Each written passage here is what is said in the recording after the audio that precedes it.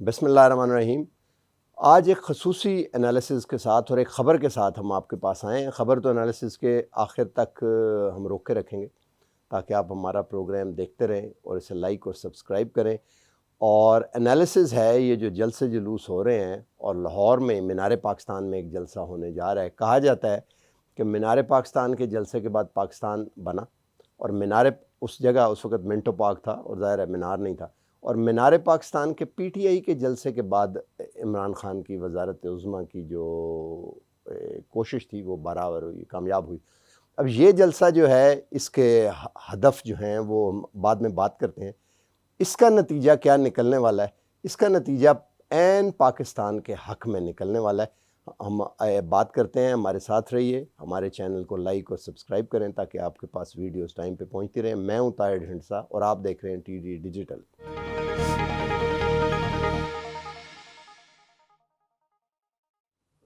نواز شریف صاحب نے social media convention سے خطاب کیا جس میں مریم نواز اور دوسرے لیڈر شریک تھے۔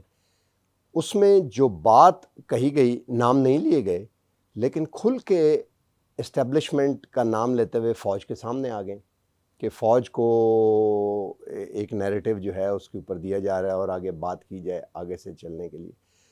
اب اگر اس کے 2-3 بڑے نتیجے نکل سکتے ہیں، امید کی جاتی ہے، بلکہ آپ اسے خبر ہی سمجھیں کہ شاید لانگ مارچ، استعفے تو نہیں دیں گے بٹ لانگ مارچ اناؤنس کریں گے۔ کیا لانگ مارچ کے نتیجے میں اسلام آباد آ کے بیٹھیں گے؟ گزشتہ دھرنوں کا ہم نے انجام دیکھا اور اس کے نتیجے میں کیا ہونے والا ہے۔ اب یہ وہ ساری چیز ہے جس کو سمجھے بغیر ہم آگے نہیں چل سکتے۔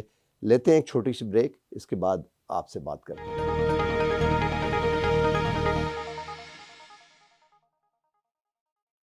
Welcome back. یہ لانگ مارچ اور جلسے جلوس، اس کے نتیجے میں پریشر ڈالا جا رہا ہے۔ پریشر کس پہ ڈال رہا ہے؟ اس پریشر کے نتیجے میں اگر ٹوٹے گا تو کون ٹوٹے گا؟ عمران خان کی حکومت تو نہیں ٹوٹتی۔ اس کے نتیجے میں جو ایکسپیکٹڈ ہے، اور وہ کہتے ہیں کہ ٹوٹ جائے گی اور اس کی رائے چینج ہو جائے گی، وہ اسٹیبلشمنٹ ہے۔ اور اسٹیبلشمنٹ جب ٹوٹ جائے گی تو اسٹیبلشمنٹ ظاہر ہے عمران خان کی حکومت کو کے پیچھے سے اپنا جو ایک سپورٹ ہے وہ ہٹا لے گی اور حکومت چلتی بنے گی، چلتا کریں گے ان کو۔ اور اس کے بعد نئے حالات سامنے آئیں گے، الیکشن ہونے ہیں، نہیں ہونے ہیں، آگے کرنے کے لیے۔ اس کے نتیجے میں وہ سارا کیمپین جو اسٹیبلشمنٹ کی مدد سے اور ان کی خواہش سے شروع کیا گیا کرپشن کے خلاف، اور جن کے وکٹم نواز شریف بھی بنے اور پیپلز پارٹی وغیرہ بھی بنے اور پارٹیاں بھی بنی۔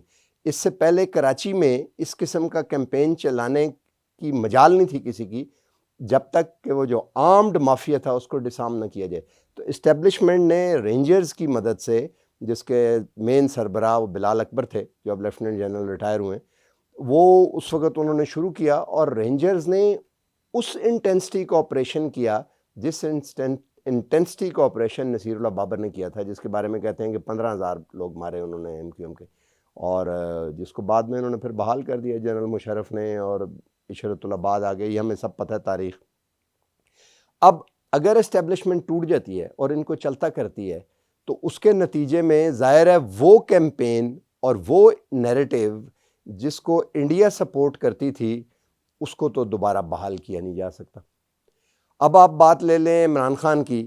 عمران خان نے جو اسٹیبلشمنٹ اور اسٹیٹ کے گولز تھے وہ تو پورے ہونے دیے اور اس پہ ڈیلیور کیا، یعنی آئی ایم ایف کے اہداف کیے، اکانومی کنسالیڈیٹ کر گئی کافی حد تک، اور یہ لوگوں کی ہڈیوں سے نکلا ہے۔ مہنگائی بڑھائی، انفلیشن زیادہ ہوئی، جس سے لوگ بڑے ناخوش ہیں اور گالی دے رہے ہیں۔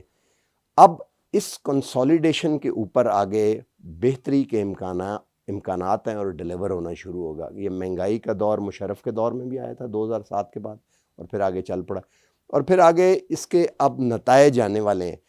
کیا وہ ساری محنت جو راحیل شریف سے بھی پہلے جنرل کیانی کے دور میں شروع ہوئی بڑے لیول کے اوپر، جیسے گھر بناتے ہیں تو پہلے زمین تیار ہوتی ہے، بنیادیں، پھر مکان، پھر فنیشنگ ہوتی ہے، تو زمین تیار کی جنرل کیانی نے، جو سوات کا آپریشن کیا، پھر ضرب عضب ان کے دور میں ہونا تھا، پلان کیا گیا، اور جنرل راحیل کے دور میں آگے چلتا رہا، اور اس کے بعد رد الفساد، اور یہ بنیادیں اور سٹرکچر بنا اس کا پاکستان کا۔ اور پولیٹیکل گورنمنٹ کے آنے کے بعد اب سیاسی طور پہ وہ ایلیمنٹس جو اس کو آگے چلا رہے تھے وہ ویڈ آؤٹ ہونے شروع ہوئے ہیں آگے کے۔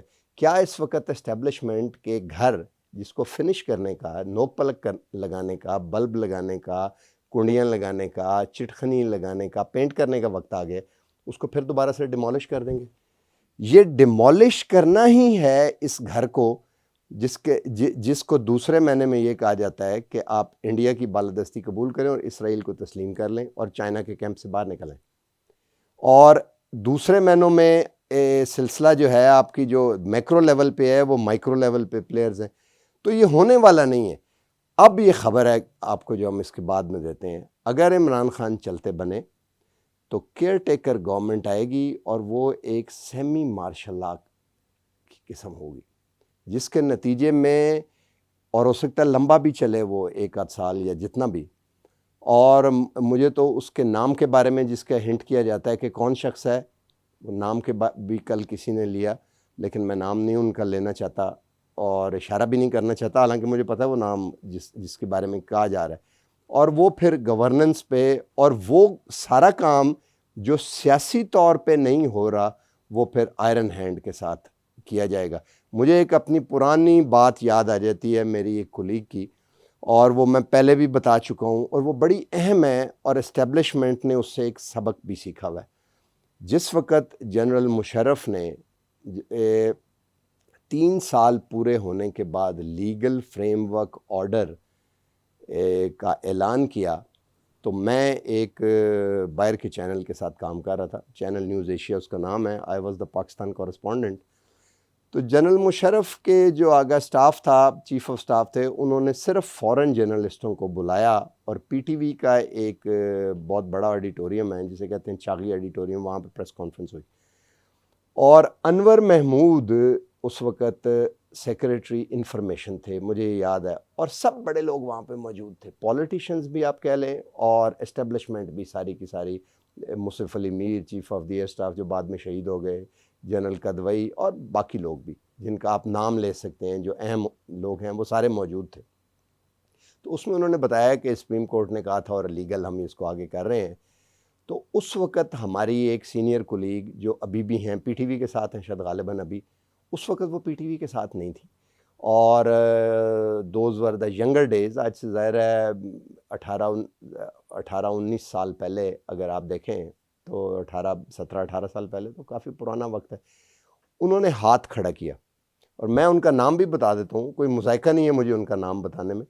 ان کا نام ہے کترینہ حسین. انہوں نے کہا کہ میرا سوال نہیں، ایک آبزرویشن ہے اور ایک کمنٹ ہے. انہوں نے کہا جنرل مشرف آپ کو پتہ بڑے اوپن تھے. انہوں نے کہا ٹھیک ہے کریں. انہوں نے کہا آپ کوئی you are not a democratically elected leader, you are an autocrat and military dictator. And if you want to deliver good to this country, you may stay on for another 4 year, 5 year without this semblance and without having this robe, legal framework, and deliver something to this country, which democratic setup cannot do. Build a dam, do other big things which a politically elected government cannot do. If you are not going to do them, you'll go down the drain. And if you will deliver that, this nation would remember you.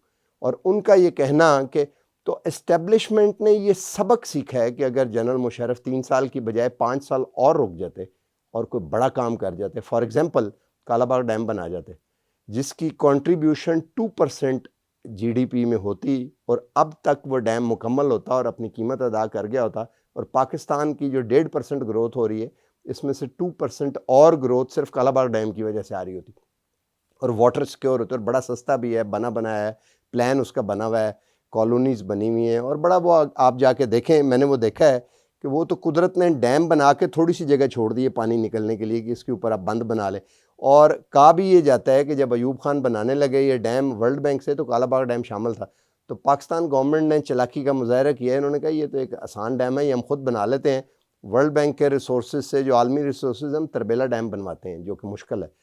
تو establishment نے یہ بات پلے باندھی ہوئی ہے کہ اس country کو، تو یہ جو گھر ایک طرح سے میں بتا رہا تھا فنیشنگ کے قریب ہے، اگر یہ گرانے میں کامیاب ہو جاتے ہیں تو اس ملبے کے نیچے سب سے پہلے وہ لوگ ان کے دبنے کا امکان ہے جو اس دیوار کو دھکا دے کے گرانے کی کوشش کر رہے ہیں.